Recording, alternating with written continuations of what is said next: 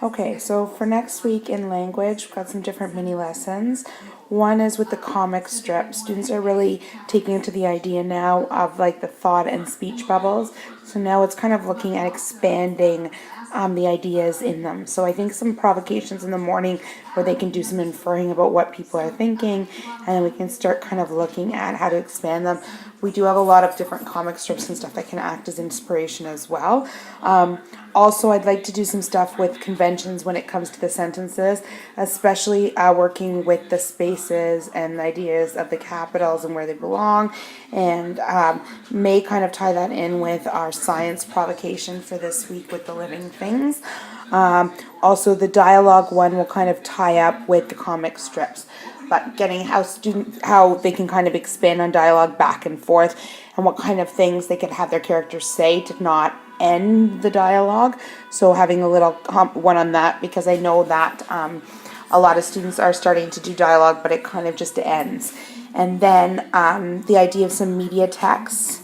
I think we can get into the posters and information to include, and this can tie in with our math, because I think we are now at the point of moving towards actually having this art gallery and kind of putting all the ideas of the math and the music and the visual arts all together. So we are heading towards that, and the posters can kind of tie in with that piece, and also the what can we see, how can we help project. And I'm just looking for what the hashtag is, because I know I'm going to forget it. WCOYC help. Can you see how can you help project? Which will include some real world and kind of ties in with our math for this week as well. Okay, so the other additions are, I'd like to look at the new word family, which will be the in one, and there is actually a rhyme to go with it. We can review the app. We can also tie in music with this as well, which would be great, so they can learn about keeping the beat. We can still do a little more counting with it. And then the sight words. The idea of also doing some making words based on the word patterns that are there, so we can really focus in on the patterns of the words, which I think will also tie in with some of the ideas from the phonemic awareness part, because that whole concept of that phonemic awareness also looks at those ideas of those patterns in the words. So kind of ties into what Lynn was saying the last time that we had our in-service. And then the science part with the living things, and the provocation with the sails and the plants. And I'm hoping that this might lead to some wonders that we can investigate on Wednesday as well for our Wonder Wednesday, and do some looking this time at some online resources to help. So I'd really like to get into this time some online resources, and I think that this one may actually lead us to PebbleGo. So that would be my guess is the one from there that will, and that would be a good resource for them to explore, because it will read aloud for them as well. So in math this week, the first part is looking at the art gallery and discuss the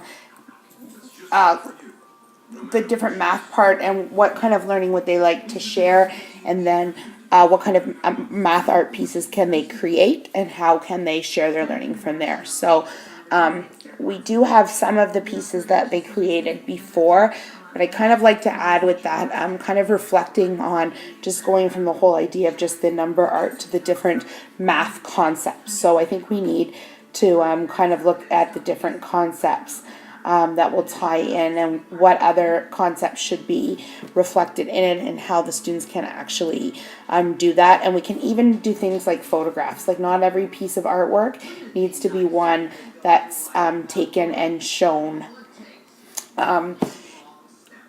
That's taken and shown in like a piece that they create. It can also be how they arrange some different materials and things like that. So we can look at some different ways for them to do that, even holding on and keeping some of those materials, maybe like in a magnetic kind of situation or something. So kind of playing around with how they can create art with not only just drawing and painting. And then I'd like to then experiment with some real instruments and create some patterns with music. They are going to need to record what they've played, and then look at the idea of counting notes and the numbers and how we're going to represent that and how they're going to show that on some paper. So how might they organize it? So we can kind of get into that whole concept of the organization. And this is another good way to move into them working in some kind of chart to organize their thinking with regards to the notes that they create, the music that they create. So then I'd like them to experiment with some different sized food items. We have like the beans and the rice and the pasta and even the seeds, just to get them to see how it makes the different sounds and what happens when we put those sounds together, and get the sounds that might start kind of aligning with the ones for the art gallery. So the different feelings that they elicit and how can they create the ones for the art gallery. So these two kind of go together as they play around with the different options.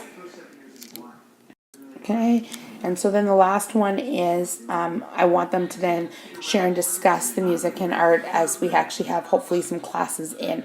I'd like to see how things go. We could actually have some classes in. We could also record it and share it, and maybe even when parents come on Friday, that the ones who come on Friday could go around and kind of talk to some of the students too, and have a chance to see the art and see the music that's been created as well, so they can have a bit of an audience for their work. I'd also like to get into this winter clothing store, which I think will hopefully help with the whole project of what can we see and how can we help. Because the idea being that it's getting cold out, and so for people that don't have all of the winter items to keep their hands warm, that they can then have a chance to go outside and play in the snow and do everything, even if they don't actually own those items. So that we could set up our own clothing store, not as a way to actually make money, but as a way to give back to the school community by having those items available for the students that need it when they need it. So, but the whole idea is that it can also get into kind of reviewing a lot of the concepts that we've worked on this year, in terms of the counting, in terms of sorting, and figuring out how to sort, in terms of some kind of data management to show what's actually available and how can we organize it and what kind of colors and which ones might people want.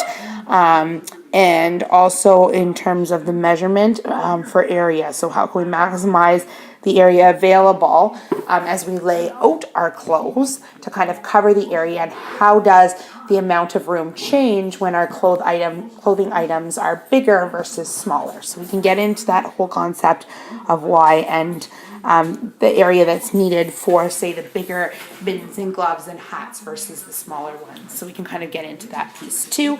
And I thought I could kind of tie it in with taking some photos of the stuff that's happening outside and what do we notice in terms of what's around the area, which could then tie into, okay, well, here's one of the problems.